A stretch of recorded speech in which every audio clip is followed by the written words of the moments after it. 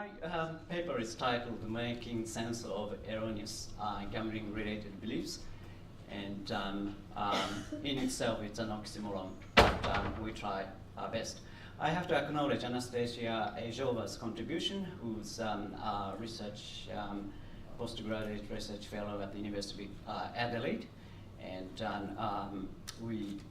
this is a joint paper in progress which we would like to publish. And however, the presentation and all those mistakes which I may make are all my responsibility. So, all right. First, what's erroneous gambling-related beliefs, AGRBs, also known as erroneous gambling-related cognitions, have long been considered a center for the development and maintenance of persistent gambling. And their reversal is the aim of cognitive behavior therapies for problem gambling. Tomato and Ladster argued that. And gambling-related beliefs can be defined as erroneous if it suggests a failure to recognize that commercial gambling activities are designed to preserve the independence of outcomes, so the longer you stay, poorer you get, so the negative winning expectancy is there.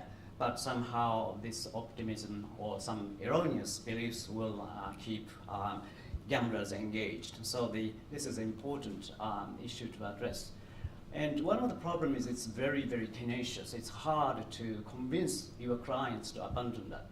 And on top of that, bewildering sort of wide range of erroneous beliefs are being held. And to date, to my knowledge, there is no sort of systematic attempt to try to make sense out of that in terms of classifying them to a reasonable numbers of categories. So that's what we'd like to do that.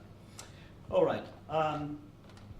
This is one of headlines appeared recently on online Wall Street Journal.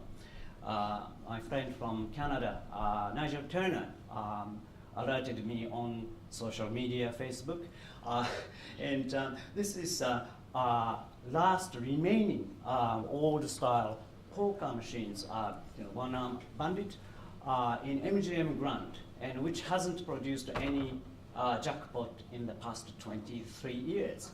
So the others are gone, but it has kept, because it has acquired almost a cult status. There is a web blog which keeps track of this machine, and if you care to click all those links, which I'm sure that will be available after the presentation, there is a link to the newspaper article, as well as MGM Grand themselves has a very helpful map to direct interested parties into that particular machine. And I'm pretty sure that the newspaper itself has another link to the interview of a very much enthusiastic gambler waiting that 23-year-old jackpot to happen. And this is one example of erroneous gambling-related beliefs. Now, there are two possible explanations according to the literature. Most sort of widely held one is, as I said at the beginning, erroneous gambling-related beliefs motivate gamblers to stay in the game. They motivate them to continue gambling despite of all those negative data coming in. But also there is an alternative explanation, which is to, as you gamble more and more, you have to come up with some reasonable excuses to explain the aftermath. So therefore, you need more elaborate sort of explanation as to why you're still doing that. So both can explain to a certain extent why gamblers tend to retain that gambling-related erroneous beliefs. And these beliefs are a mishmash of different things. Misconception of mathematical understanding of probability, odds, win probability, event independence, etc. It's more closely related to how the game is played, win probability, etc. And cognitive distortion also that make gambler to take greater risk, some kind of optimism that make them believe that they are different compared to other competitors, other gamblers, and so forth. And there are some other categories such as perception of erroneous sort of perception of causal relationship between the events where there is no direct relationship, or some correlation is misinterpreted as a causation, or some more idiosyncratic beliefs which is very much personal, but also fortified and maintained with a mixture of cultural beliefs, etc. And gambler's fallacy is the notion that the events will sort of balance out, red, and then you are likely to think that chance of getting black will be increasing as you observe the run of a particular outcome. And finally, we argue that there is something we name as a just world hypothesis or just world view, which is some justice will be done. In the end, your effort and so far the accumulated loss in gambling will be sort of rewarded by some miraculous turnaround. So the purpose of this paper is to propose a classification scheme of erroneous gambling-related beliefs and to discuss implication and the usefulness of such analysis in gaming research and harm minimization. Okay. Now, probably the most prominent category of erroneous gambling-related beliefs is illusion of control. By far, it has most intensively studied. And illusion of control can be defined as overestimation of the extent to which certain personal actions increase the probability of winning in a game of chance. And experimental findings in lotteries and other games of chance, starting with Elaine Langer's the pioneering work, she has shown in many different scenarios, different instances, elegantly that our expectation will increase. General finding is such that increasing amount of choice or physical involvement in the task, being able to draw your own number, etc., or being able to touch a lottery ticket itself is bound to increase your sense of illusion of control. So you start believing that your lottery ticket is likely to be a winner. There is an increase in the Likert scale type of ratings. If you're a psychologist, so you do this all the time, so present statement and ask them how strongly you believe each statement. And there is an increase in that. And recent studies cited that here also confirmed this is the case. Now, other sort of data coming in gambling literature comes from observational findings and interviews, not only just exposing people in an experimental situation or quasi-experimental studies. There are some studies carried out to observe them, how they behave in casino. Hensley's classic work on crap players. The players will throw dice with more force, just like sports athlete. If you want big numbers, you're going to throw it from the hip. And if you want a small number, you just do that softly. Okay?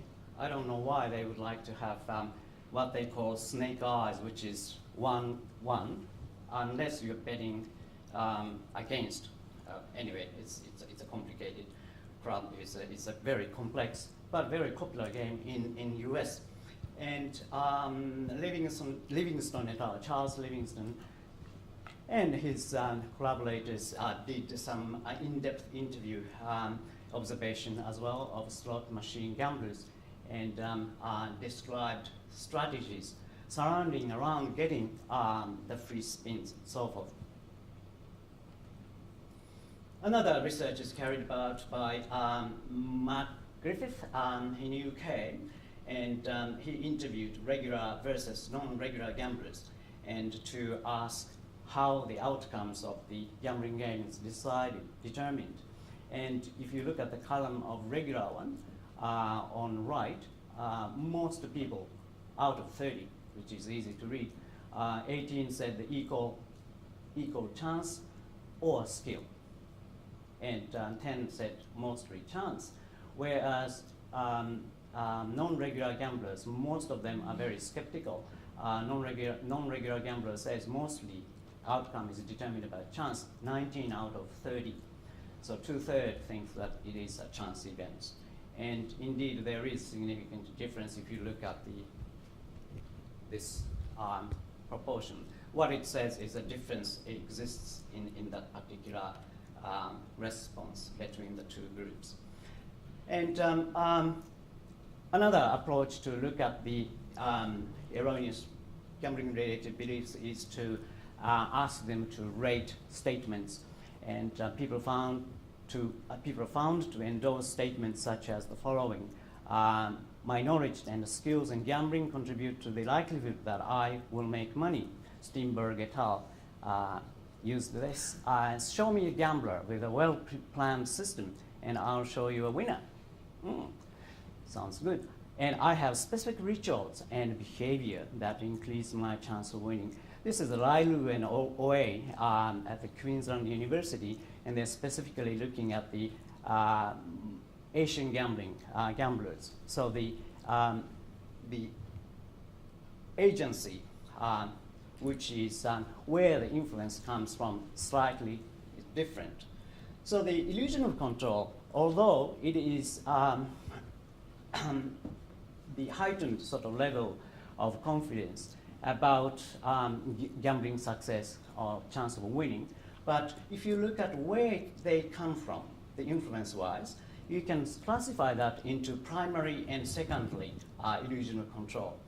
Primary illusion of control is overestimation of the extent to which certain conventional personal actions increase probability of winning. So mostly, it depends on what you do. And you are the guy who's going to create the win.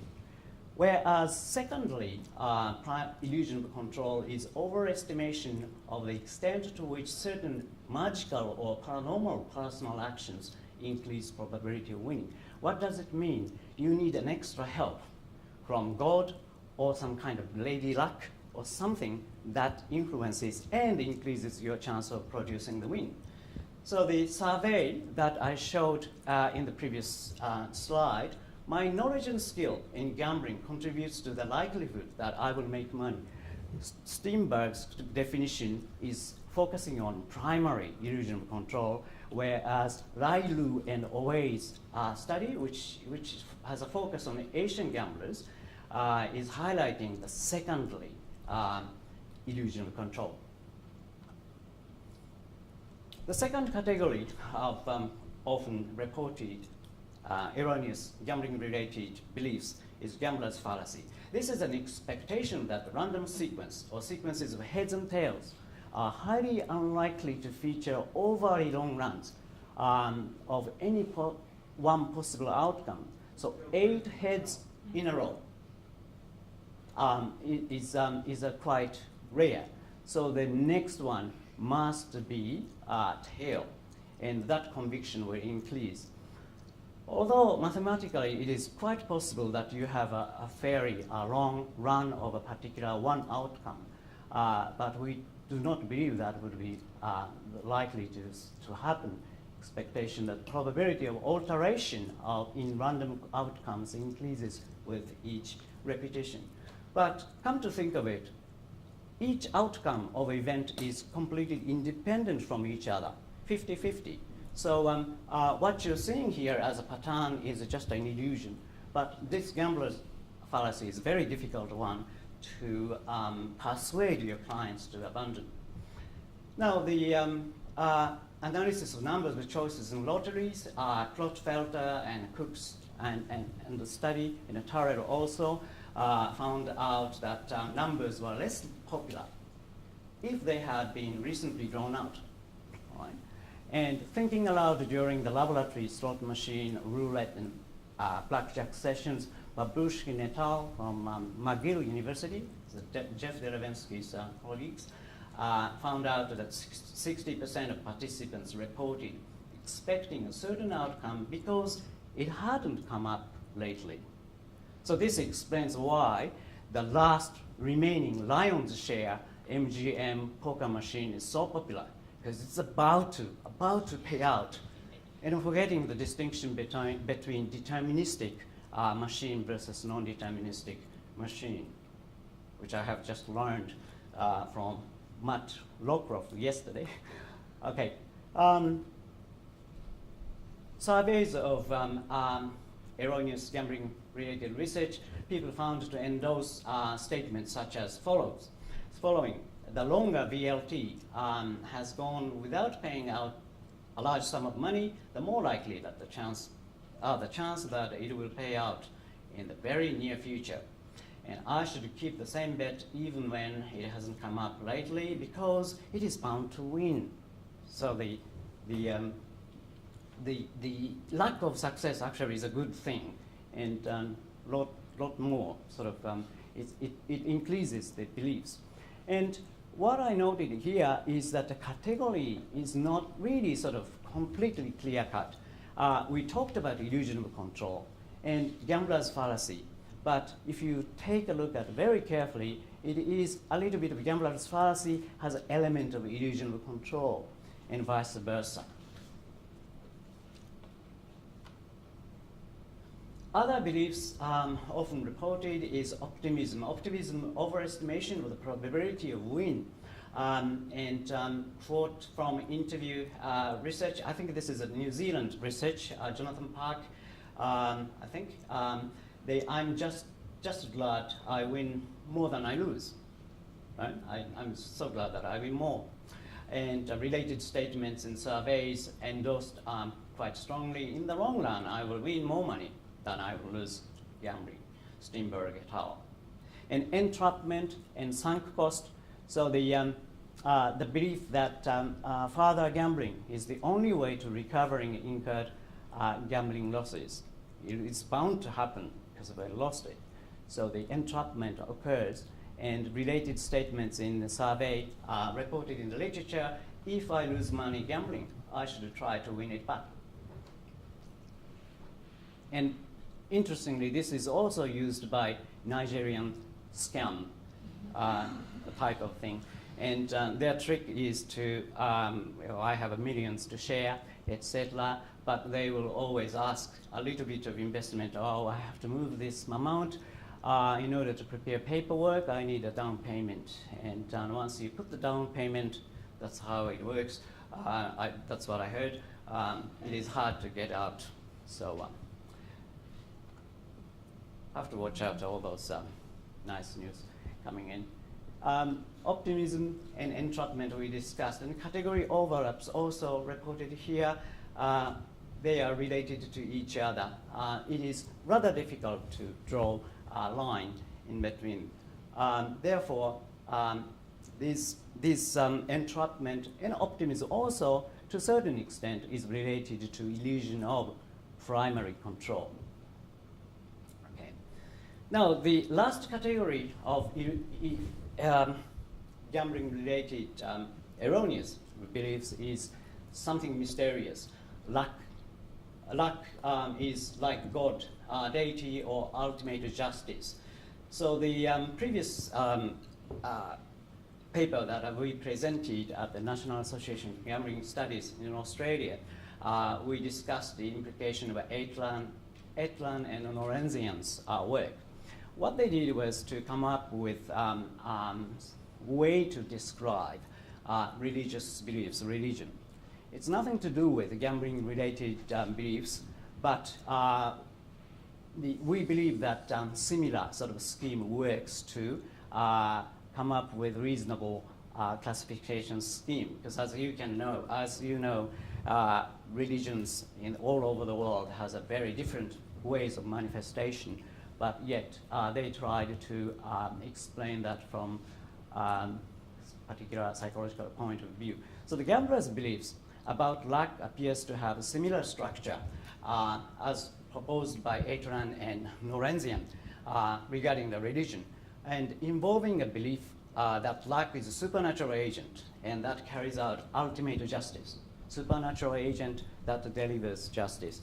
And secondly, involves beliefs in rituals. You have to show that you are a believer. You have to do something to make sure that luck is there. And what about the common beliefs that luck is personal quality? Sometimes luck is personified, represented by someone. And that may slightly contradict with notion of one.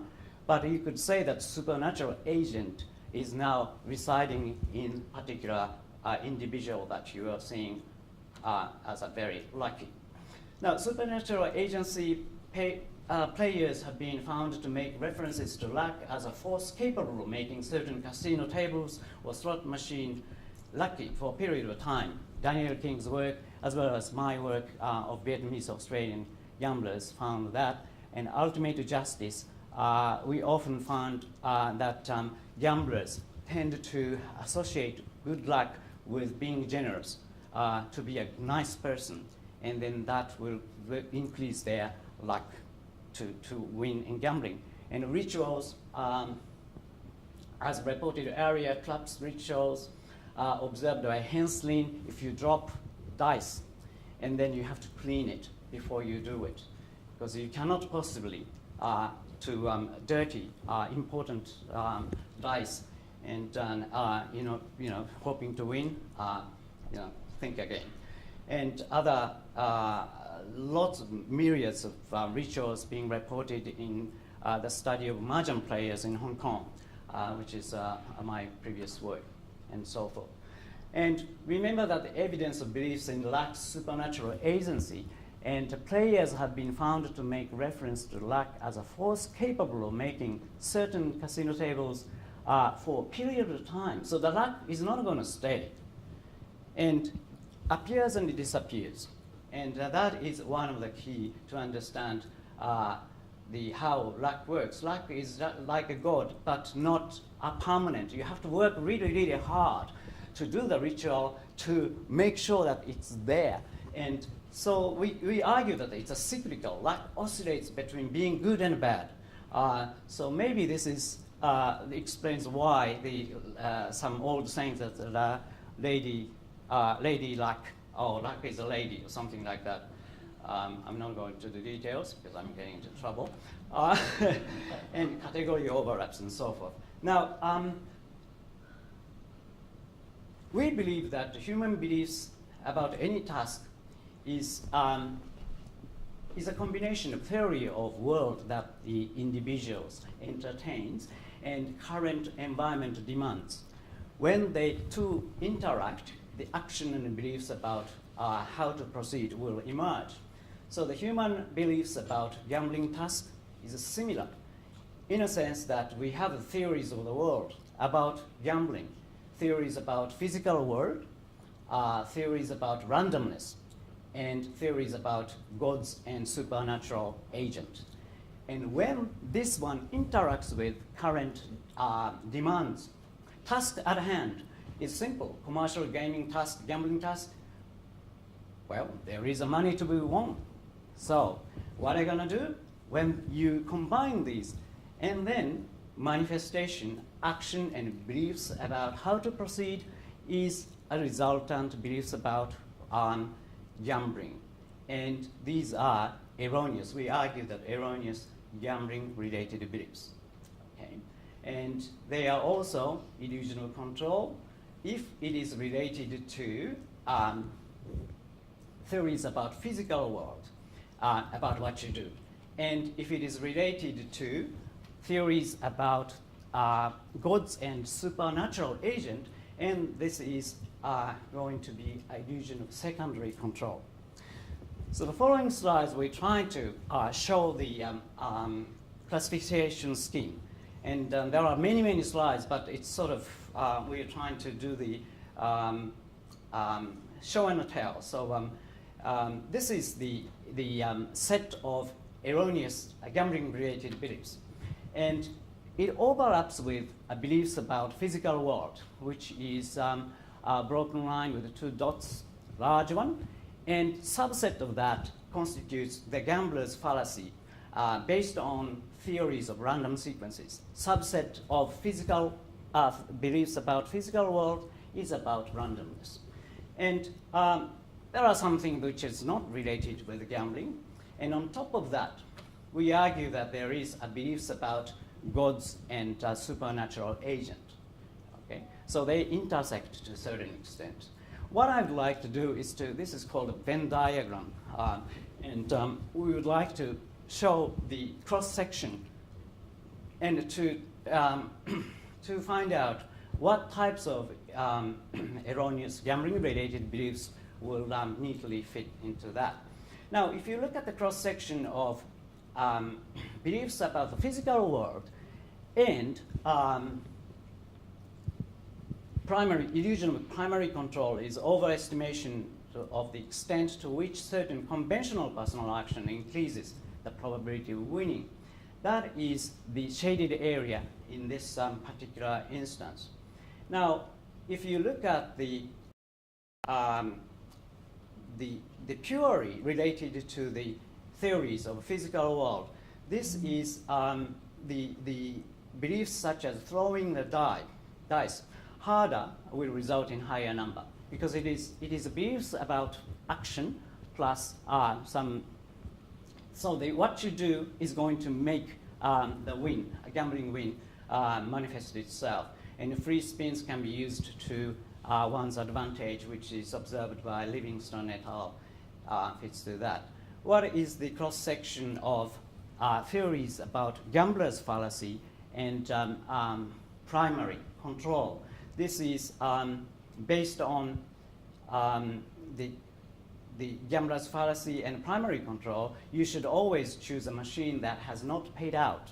So the lion's share, go to MGM Grand and find that, because that is the cross-section that suggests that is the right way to go. Just to keep betting on the same number in the roulette, and then eventually that is likely to happen. So the another sort of group of gambling-related erroneous beliefs is about secondary control. So in this particular instances, you need extra help of supernatural agent to make it happen. So anything to do with any beliefs related to luck or rituals belongs to this particular shaded area. And the cross-section of secondary illusion of control and based on the gambler's fallacy will produce statements such as beliefs in luck is cyclical. Luck does not stay, come and go. So the associated beliefs about when and how to play. So the Papineau, for instance, argues that the Chinese celestial calendar is a very helpful way to find out when to gamble, etc. So it has cultural sort of beliefs that increases and intensifies that kind of belief. If you look at the cross-section of secondary illusion of control and beliefs about physical world, this is a kind of rituals and beliefs I found that the mahjong players, for instance, go to toilet and wash hands to change luck. So the washing hands will definitely clean and change something, and that can be used to change your probability of winning. And cleaning trapped dice when you dropped it, etc., is also a manifestation. Or asking someone who's considered lucky to blow onto the dice before you throw it is an example. And the last one, which is illusion of secondary control, unrelated to the beliefs of the physical world, is what we call just world belief or just world view. And often gamblers say something like, since my life has been hard and it's about time for me to start winning. Right? And it's almost universal. And that is some supernatural agent will come and deliver justice. All right? So some gamblers are engaged in rituals and etc. but that is quite common. And finally, the entrapment due to regret-based, so you got to be in it to win it, that type of strong beliefs kept you in the game, etc., or unwarranted sort of general optimism probably will belong to that shaded area, which is erroneous gambling-related beliefs, but nothing to do with your worldview or nothing to do with agency itself. It's sort of unclassified. So we argue that if we use this combination of classification scheme, maybe we may be able to sort out all those different manifestations, and we're planning to do the review paper soon, and any kind of comments and maybe the instances that you encountered as counseling gamblers and so forth, I really appreciate if you could share it with us. Thank you very much. Just one question, if there is anyone, otherwise people need to talk to him after the session. No? I should remind you all to thank you for everyone to come, and thank you for Dr. Ohtsuka to have this so complicated philosophy for us. So I remind everyone to do the evaluation through a tablet. It's very easy. I did it less than 1 minute. So everything is already just submitted online with your tablet. And also there is a conference closing in the main lecture theater. Please attend that one before you go. Thank you. Thank you.